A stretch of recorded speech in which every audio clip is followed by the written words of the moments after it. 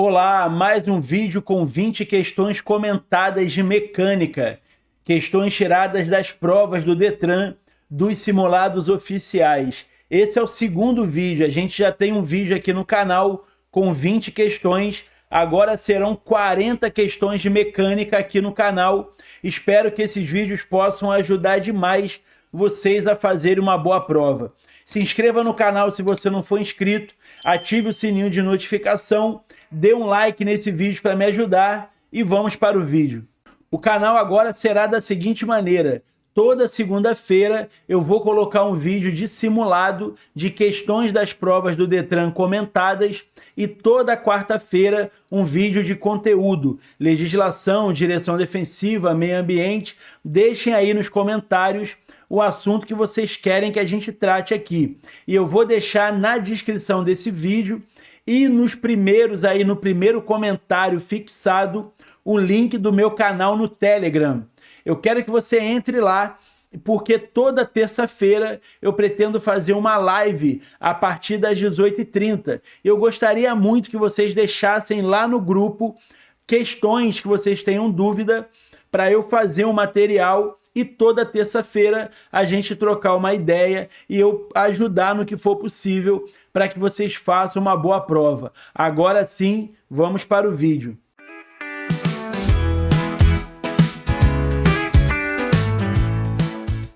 Primeira questão: em relação à manutenção preventiva dos pneus, o condutor deve saber que pneus um pouco murchos gastam menos combustível. Os pneus devem ser substituídos quando seus sulcos estiverem com mais de 1,6 milímetros de profundidade.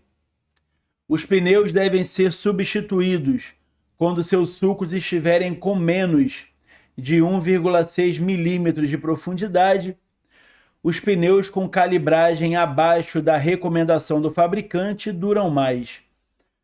Os pneus devem ser calibrados, ou melhor, os pneus devem ser substituídos quando seus sulcos estiverem com menos de 1,6 milímetros de profundidade. O que eu ia dizer é que um pneu deve ser calibrado semanalmente. Isso é uma questão que eles fazem na prova. Eles podem perguntar como se chama o indicador do tamanho do sulco do pneu, que são aquelas valinhas, e se chama TWI. Eles podem perguntar qual é o tamanho do TWI, e a gente tem que dizer que é 1,6 milímetros. Então, o pneu deve ser substituído quando seus sulcos estiverem com menos de 1,6 milímetros de profundidade. Próxima questão: assinale a alternativa em que há a correta correspondência entre o elemento destacado e a função que lhe corresponde. Velas produzem uma faísca de alta voltagem que detona a mistura ar-combustível. Alternador recebe e acumula energia pela bateria, deixando-a disponível para acionar o motor. Bobina, dispositivo em que ficam alojados os cilindros, os canais de lubrificação e refrigeração, e a bateria dá o giro inicial para o funcionamento do motor. A resposta certa dessa questão é a A. As velas produzem uma faísca de alta voltagem que detona a mistura ar-combustível. Por que a B está errada? O alternador gera energia elétrica. A bateria, ela recebe e armazena energia vindo do alternador. Então, o alternador gera energia elétrica. A bobina não é um dispositivo em que ficam alojados os cilindros. Não, a bobina converte a energia de baixa em alta tensão.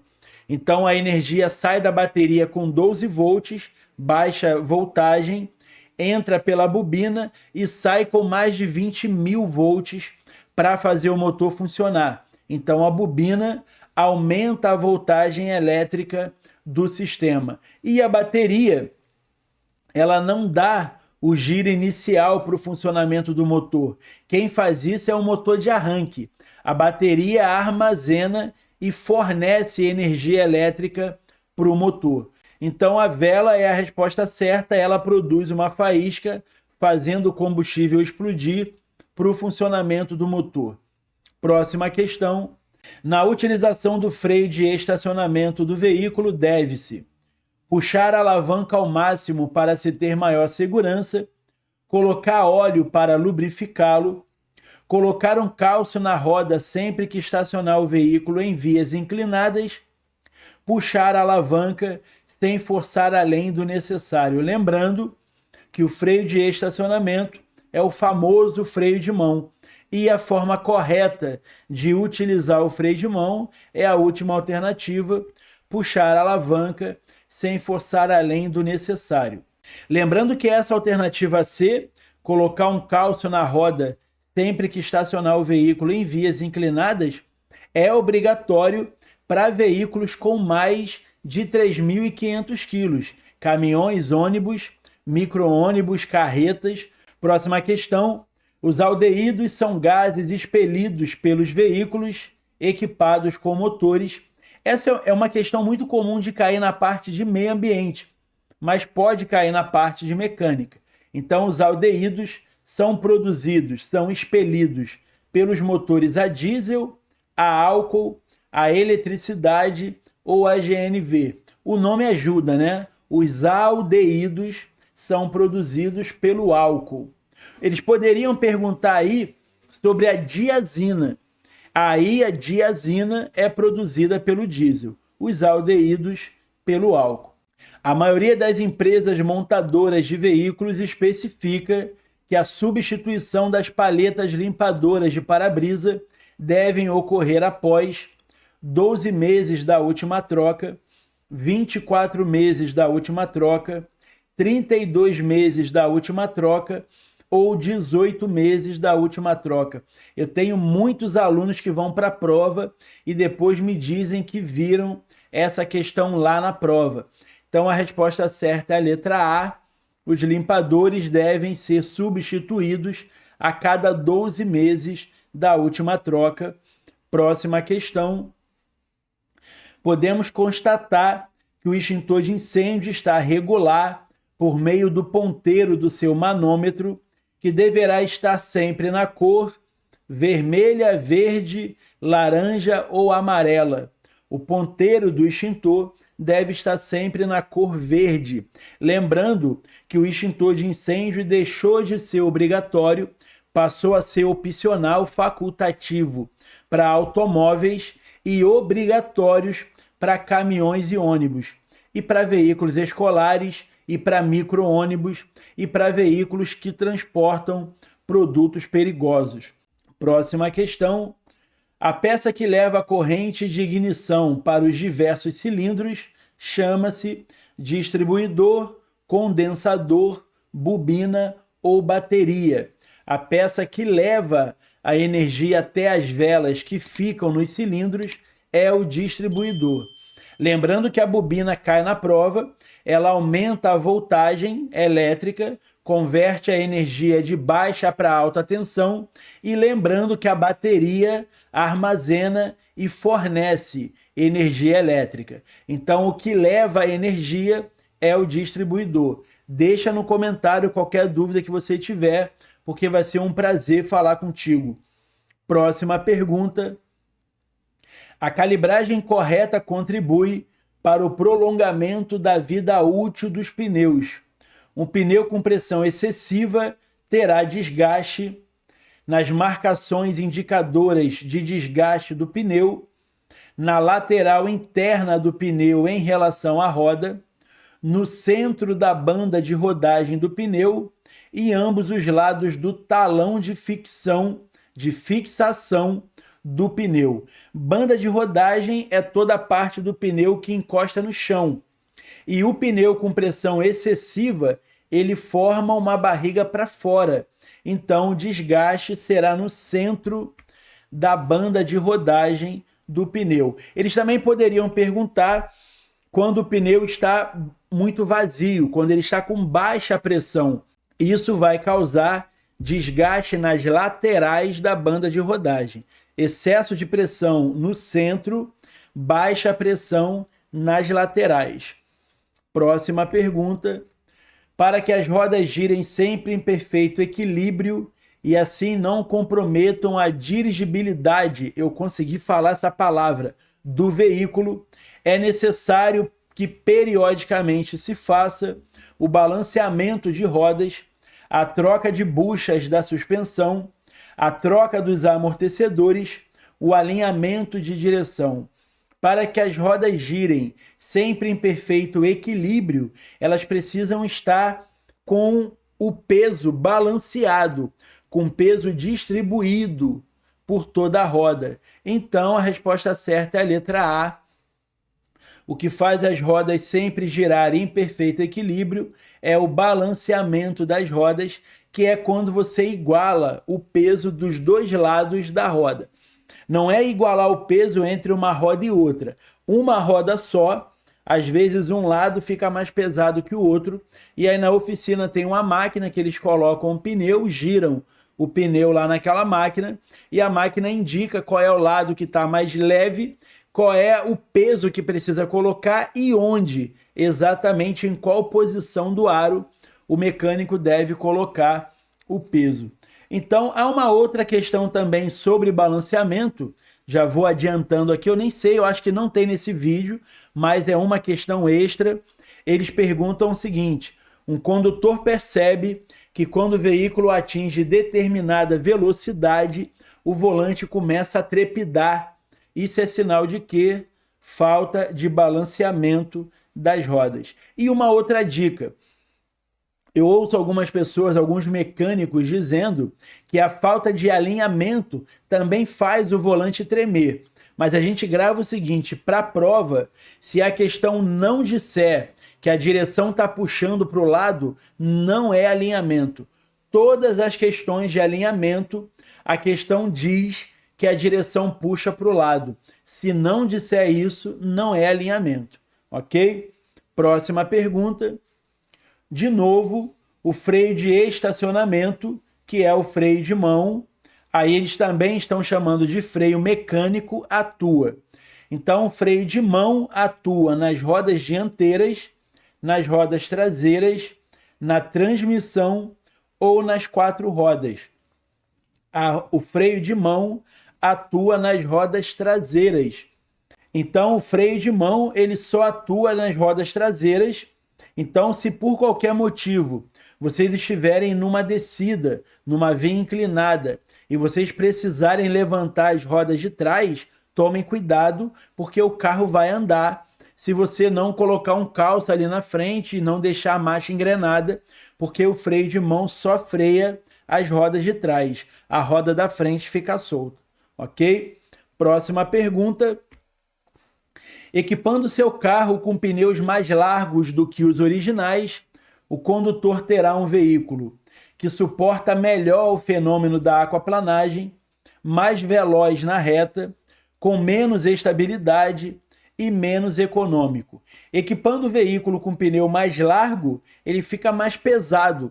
Se ele fica mais pesado, ele faz mais força para andar. Se ele faz mais força para andar, ele consome mais combustível, então ele fica menos econômico se você utilizar um pneu mais largo do que os originais.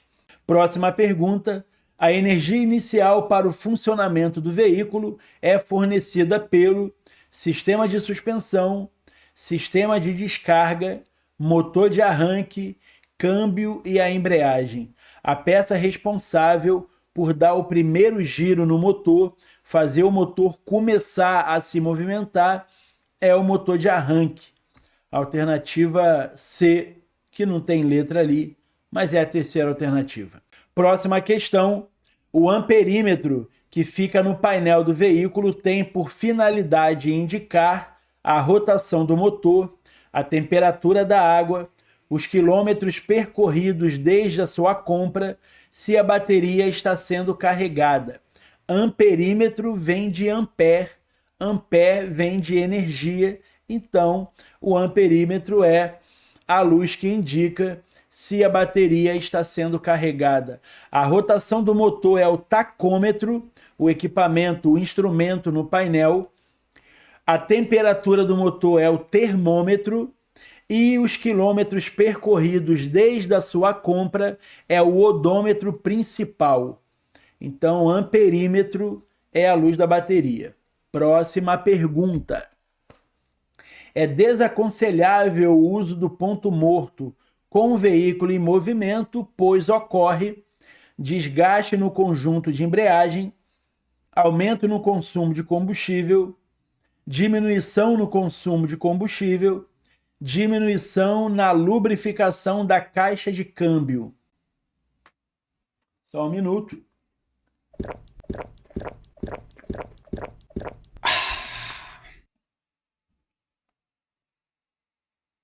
É desaconselhável o uso do ponto morto com o veículo em movimento, pois ocorre a diminuição na lubrificação da caixa de câmbio. Lembrando que é a infração média. Por exemplo, você deixar um veículo descer um morro em ponto morto, ou no dia da prova prática, se você colocar o veículo em ponto morto, em ponto neutro, antes do veículo parar totalmente. Próxima pergunta. Faz parte do sistema de transmissão do veículo e tem por função reduzir a rotação do motor e do câmbio, além de distribuir a força para as rodas motrizes, que são as rodas que recebem a força do motor. Esse componente é chamado de diferencial, eixo cardan, platô ou semi-eixo. A peça que recebe a força do motor, reduz por engrenagens e transmite as rodas é o diferencial, primeira alternativa. Próxima pergunta. Todo motorista deverá conferir a situação de cada pneu do seu veículo. Caso os pneus apresentem em suas carcaças deformações ou bolhas, poderão ocasionar a diminuição da estabilidade do veículo, o desgaste de outros componentes da suspensão, o aumento de combustível, uma rápida perda de pressão ou um estouro. Se o pneu estiver deformado ou com bolhas, pode haver uma rápida perda de pressão ou um estouro. E isso é muito perigoso, dependendo do tipo de veículo, dependendo da velocidade que você estiver, o veículo pode até capotar nesses casos. Então, tomem cuidado com a segurança, com a qualidade dos pneus que vocês usam. Alguns itens do veículo devem ser verificados semanalmente pelo próprio condutor, dentre eles o fluido de direção hidráulica e lâmpadas, o fluido de freios e filtro de ar, a bateria e palhetas dos limpadores, o nível de óleo do motor e calibragem dos pneus. Então, segundo a prova do Detran, a gente deve ver semanalmente o nível de óleo do motor e a calibragem dos pneus. Particularmente, eu acho mais seguro verificar o nível do óleo toda vez que você for sair com o veículo, porque podem haver vazamentos na via e você não perceber, e a gente não pode correr risco de deixar o motor funcionar sem óleo. Mas, segundo essa questão, a gente deve verificar semanalmente o nível de óleo e a calibragem dos pneus. A quebra da correia de acionamento da bomba de direção hidráulica de um veículo provoca o travamento imediato da direção, o endurecimento imediato da direção, trepidações no volante, ruído, guincho quando se virar o volante. A quebra da correia de acionamento da bomba da direção hidráulica de um veículo provoca o endurecimento imediato da direção. Próxima questão.